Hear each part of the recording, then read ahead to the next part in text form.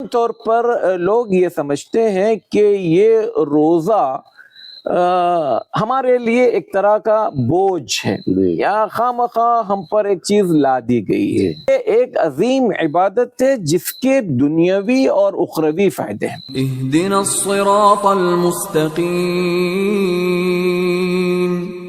السلام علیکم ورحمۃ اللہ وبرکاتہ۔ وعلیکم السلام ورحمۃ اللہ وبرکاتہ۔ الحمدللہ رب العالمین والصلاة والسلام علی رسولہ الکریم، اما بعد۔ روزے کی اور رمضان کی سیریز میں آپ تمام کا استقبال ہے۔ گزشتہ کئی مجلسوں میں ہم نے روزے سے متعلق اور رمضان کے مسائل سے متعلق بہت سی باتیں جانی ہیں۔ آج کی اس مجلس کا سوال یہ ہے کہ روزے کے کیا فوائد ہیں، آپ اس کو واضح کریں۔ بسم اللہ الرحمن الرحیم، الحمدللہ رب العالمین والصلاة والسلام علی رسولہ الکریم، اما بعد۔ روزہ اسلام کا ایک اہم رکن ہے اور ایک اہم ترین عبادت ہے۔ عام طور پر لوگ یہ سمجھتے ہیں کہ یہ روزہ ہمارے لیے ایک طرح کا بوجھ ہے یا خواہ ہم پر ایک چیز لا دی گئی ہے، لیکن اگر اس کے پیچھے اگر اللہ تبارک و تعالیٰ کی حکمتیں دیکھیں تو یہ ایک عظیم عبادت ہے جس کے دنیاوی اور اخروی فائدے ہیں۔ سب سے پہلی چیز دیکھیں، ایک بندے کو راہ راست پر رہنے کے لیے، صراط مستقیم پر رہنے کے لیے، اپنی دنیا اور آخرت کو کامیاب بنانے کے لیے تقوی سے متصف ہونا ضروری ہے۔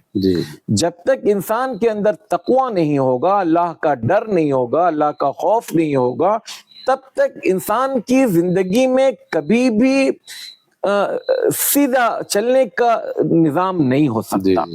اور روزے کا سب سے بڑا فائدہ اللہ تبارک و تعالیٰ نے جب روزے فرض کیے تو اس کی حکمت بتاتے فرمایا لعلکم تتقون، اگر تم ایسے روزے رکھو جیسے روزے رکھنا ہمارا مقصد ہے یا ہم چاہتے ہیں، تو ایسا روزہ اگر بندہ رکھے گا تو اس کے دل میں تقوی کی کھیتی پیدا ہوگی، تقوی کی کھیتی لہلہائے گی اور وہ بندہ اپنی دنیاوی زندگی میں کامیاب ہوگا۔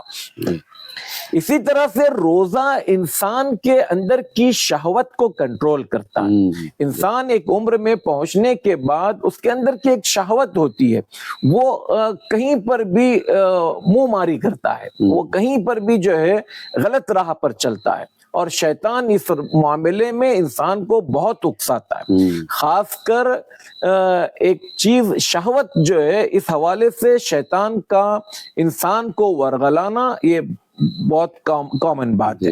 اللہ کے رسول صلی اللہ علیہ وسلم اس روزے کے بارے میں فرماتے ہیں، جیسے کہ ایک مشہور حدیث ہے، عام طور پر ہم نکاح کی مجلسوں میں سنتے ہیں، اللہ کے رسول صلی اللہ علیہ وسلم فرمایا کرتے تھے، اے نوجوانوں، تم میں کا جو انسان بھی شادی کر سکتا ہو، شادی کرنے کی طاقت، قوت، قدرت، دولت، سب کچھ اس کے پاس میسر ہے، تو اس کو دیر نہیں کرنا چاہیے، وہ شادی کر لے۔ اگر اس کے پاس یہ سارے وسائل نہیں ہے، حالات نہیں ہے، تو ایسی صورت میں فرمایا شادی کا بدل کیا ہے؟ روزہ ہے۔ بندہ جب روزہ رکھے گا تو اس انسان کے اندر کی جو شہوت، جو اس کو صحیح راستہ نہ ملنے پر غلط راستے کی طرف لے جانے والی ہے، روزہ اس کو کنٹرول کرتا ہے اور اس کو اس طرح کی بے راہ روی سے بچاتا ہے۔ اسی طرح سے روزہ انسان کے اندر ایک ہمدردی پیدا کرتا ہے، رحم پیدا کرتا ہے، یہ جگاتا ہے کہ بندے اللہ نے تجھے دیا ہے، تو کھا پی رہا ہے، لیکن ان لوگوں کے بارے میں بھی ذرا سوچ جن کو کھانے پینے کو نہیں ملتا ہے، تو ان پر احسان کر اگر اللہ تعالیٰ نے تجھے کچھ دیا ہے۔ اور پھر ایک بات یہ یاد رکھیں، انسان جب ہمیشہ پیٹ بھرا بھرا ہوتا ہے تو نہ عبادت کی طرف مائل ہوتا ہے، نہ اسلام کی طرف مائل ہوتا ہے، نہ قرآن کی طرف مائل ہوتا ہے، نہ علم دین حاصل کرنے کی طرف مائل ہوتا ہے۔ تو رمضان کے مہینے کے یہ روزے ہوں یا عام روزے ہوں، بندہ جب روزہ رہتا ہے تو پھر کوئی دوسرے ایسے ویسے فالتو کاموں میں جانے کے بجائے اپنے آپ کو یا تو عبادت میں لے آتا ہے یا علم حاصل کرنے کی طرف لے آتا ہے، تو اس کا یہ ایک بڑا اہم فائدہ ہے۔ اسی طرح سے میڈیکل کے اعتبار سے، طبی طور پر بھی اگر دیکھا جائے تو آج کل بڑے بڑے ڈاکٹرز، خاص کر یورپ امریکہ کے ڈاکٹرز تو کہتے ہیں کہ رمضان یہ جو 1 مہینہ روزہ رکھنے کا سسٹم ہے انسانی باڈی کے لیے 1 سالانہ مینٹیننس ہے.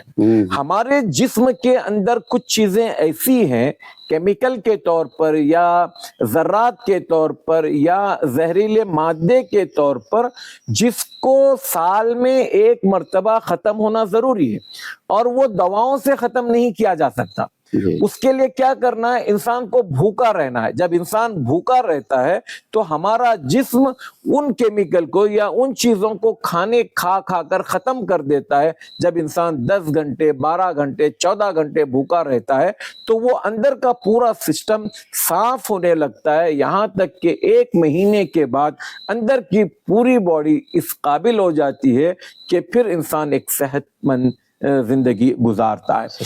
تو ہمیں یہ بہرحال ایک تائید میں ہمیں بات لینی ہے، ورنہ ہمارے رمضان کے من جملہ فوائد میں سے ایک فائدہ یہ ہے کہ ہم اللہ تبارک و تعالیٰ کے حکم پر، اس کے رسول صلی اللہ علیہ وسلم کے حکم کی فرما برداری کر رہے ہیں، تابعداری کر رہے ہیں، اور اللہ اور اس کے رسول صلی اللہ علیہ وسلم کی اطاعت کرنا، یہ اس سے بڑھ کر اور کیا فائدہ چاہیے.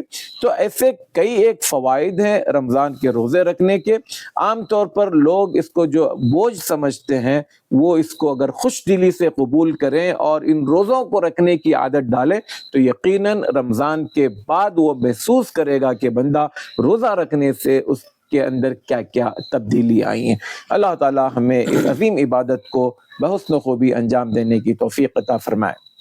جزاک اللہ خیر، بارک اللہ فیکم. السلام علیکم ورحمۃ اللہ وبرکاتہ. مولانا صغیر احمد عمری حفظہ اللہ ووفقہ لکل خیر کہ آپ کا جو چینل ہے صراط مستقیم، میں ذاتی طور پر آپ کے ویڈیوز جب سے آ رہا میں دیکھتا ہوں آپ کے ویڈیوز، الحمدللہ ہمارے کچھ شاگرد کبھی شیخ عارف کبھی شیخ ابراہیم بیٹھ کر آپ سے سوال کرتے ہیں اور آپ بہت بہتر انداز میں ان کے جوابات دیتے ہیں. میں آپ سے درخواست کروں گا کہ اس سلسلے کو جاری رکھیں اور اپنے ناظرین سے کہوں گا کہ آپ ان ویڈیوز کو زیادہ سے زیادہ عام کریں، پھیلائیں.